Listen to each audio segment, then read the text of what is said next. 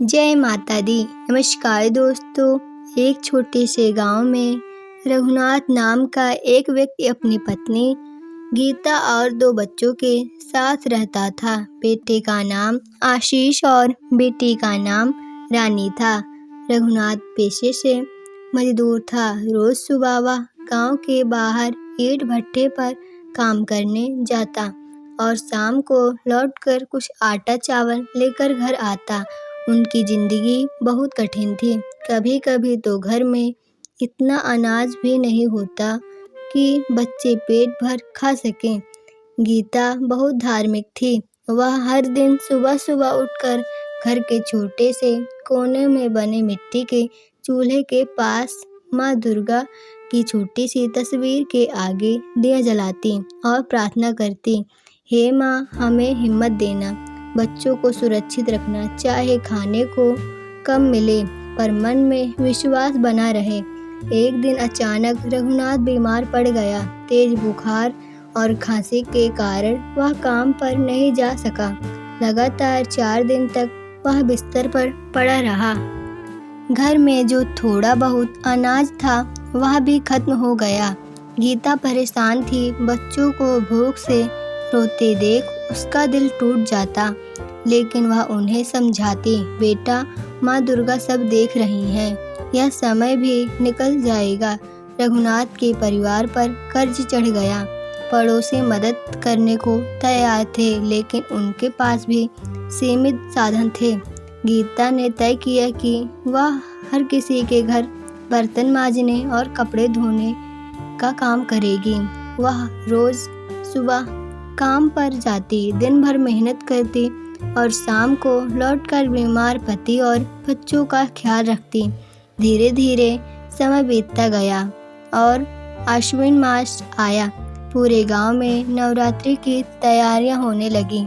चौपाल में एक बड़ा पंडाल लगाया गया, जिसमें माँ दुर्गा की प्रतिमा स्थापित की जाने लगी। गांव के लोग चढ़ावा चढ़ाने और भजन कीर्तन में शामिल होने लगे।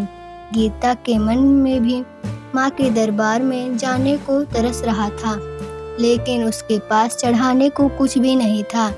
एक शाम उसने बच्चों से कहा, कल नवरात्रि का पहला दिन है, हम भी माँ के दरबार में जाएंगे। भले ही हमारे पास फूल या नारियल ना हो, पर हमारा सच्चा मन ही सबसे बड़ा प्रसाद है। रानी ने मासूमियत से पूछा, माँ, क्या माँ दुर्गा हमारी भी सुनेंगी?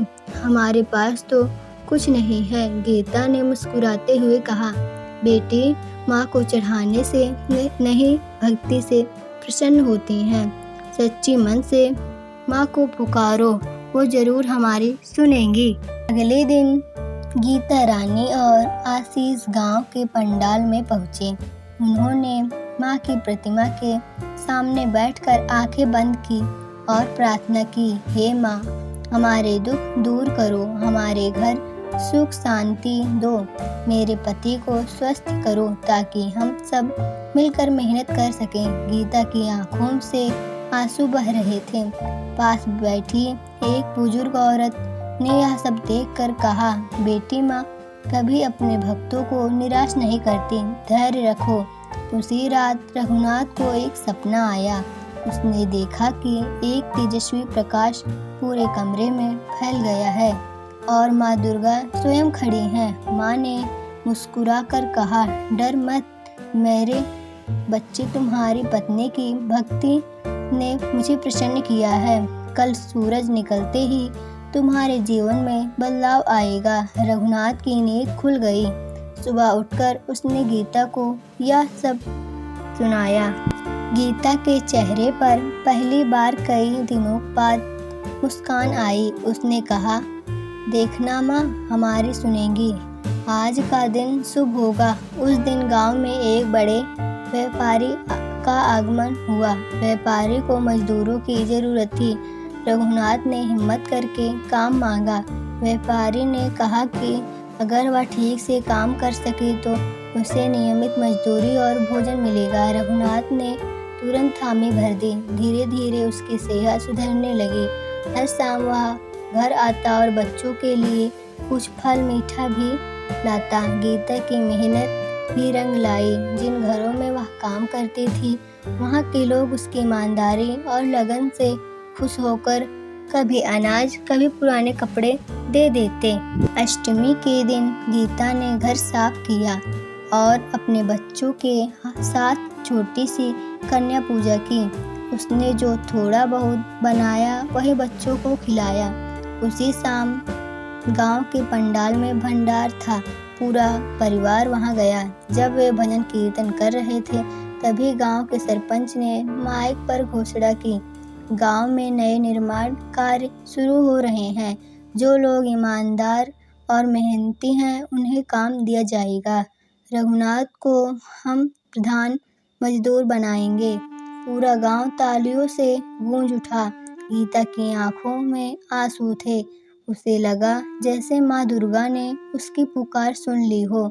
उस दिन के बाद रघुनाथ को नियमित काम मिलने लगा।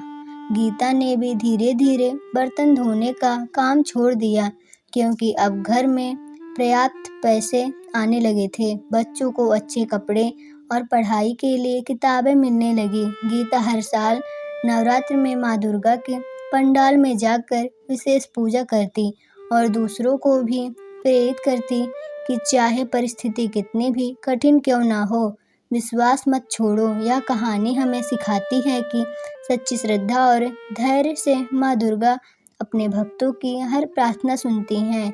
जीवन में चाहे कितनी भी कठिनाई आए, अगर हम मेहनत और विश्वास बनाए रखें तो माँ की कृपा से हर संकट दूर हो सकता है।